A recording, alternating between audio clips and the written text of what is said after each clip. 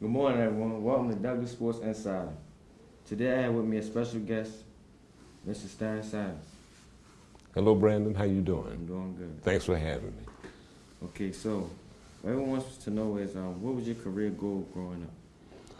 My career goal when I was growing up, well, let's go back to when I was about elementary school. I didn't know what I wanted to do. Middle school, I didn't know what I wanted to do.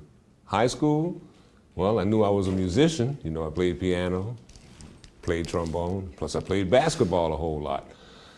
But broadcasting was never on my mind. So I went to college, and when I was a sophomore in college, after my second year in college, I got a chance to go home for the summer, and there was a program at my home in Miami, Florida, that was looking for minorities, looking for black people to be a part of broadcasting. Because back then, in the 1970s, way before you were born, there were hardly any minorities in broadcasting. So I got interested by picking up a piece of paper out of a garbage can that said, hey, we're looking for minorities. Check it out. I called the number, checked it out, got a little part-time job, working at a radio station while I was in college, home for the summer.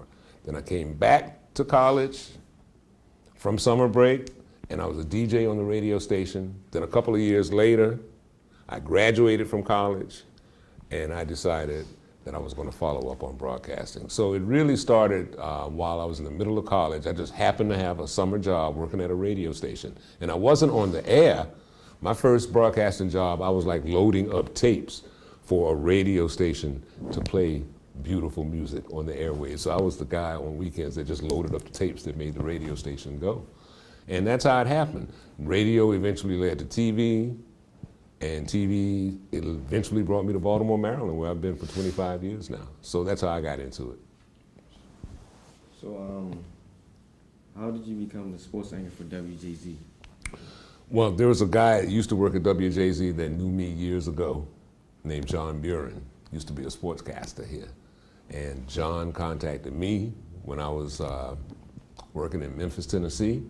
And that's how the business works. It's not, you know, how much you know, but it's also who you know. So there's a network of people connecting, like buddies all around the country. And somebody might go to Tennessee, might go to Virginia and say, hey, I remember Brandon. Brandon used to work with me down in Florida. Brandon's gotten a little older and more experienced and mature now. What if I brought Brandon to where I am? So John put in the word for me and got me here to Baltimore in 1991, and that's what brought me here. Did I answer your question? Yes, sir. Okay. Go ahead, Brandon. Okay, did you ever want to go anywhere else as far as sports anchoring? No, because see, I'm a family guy. I'm a dad of 8 kids. So for all these 40-something years I've been in the business, I never really wanted to go a place too big that would keep me away from my family, like New York or Los Angeles or Chicago or Detroit, all those bigger markets. They kind of take you away from your family. I chose to be a little more local in a smaller, medium-sized market like Baltimore so that I could just spend time with my 5 boys, 3 girls, and all my grandkids, and my wife too. That's good. So you retired from WJZ a couple years ago. Can you talk to us more about that? Yeah, I retired back in 2013. I had done 40 straight years in broadcasting, 35 straight in television. I retired because of medical reasons. A lot of people don't realize that. But I had a high blood pressure problem that caused a heart problem. And the heart issue was so critical until actually when I left work, it would have been very, very risky for me to go back to work and do all the things that I was doing as one person at WJZ. Not only being in front of the camera, but actually shooting a video camera, reporting during the week. I was the weekend sports anchor, but I was the weekend sports anchor putting that whole sports cast for 6 o'clock and 11 o'clock together myself on weekends. So I'm the guy in front of the camera, the guy behind the camera. Basically, I did everything except edit. So when you saw me on TV and I'm doing my sports for about 3.5 minutes and I'm all laughing and having a good time, that's the easy part. The hard part was everything that it took to put that sportscast together by myself. You know, I'd come to work on a Saturday or a Sunday, say like 2:30, 3 o'clock in the afternoon. We'd have like a 6 o'clock, 6:30 sportscast. I'd come in, you know, you got all these TV monitors up there. I got to look at every sport going on over all these monitors: football, basketball, baseball, golf, soccer, all that stuff at one time. I've got to mark highlights to pick out which highlights I want to use on the air. I'm answering the phone. I'm producing the show, putting the whole show together. You know, each stack, each category in the show is like 30 seconds for that, 15 seconds for this.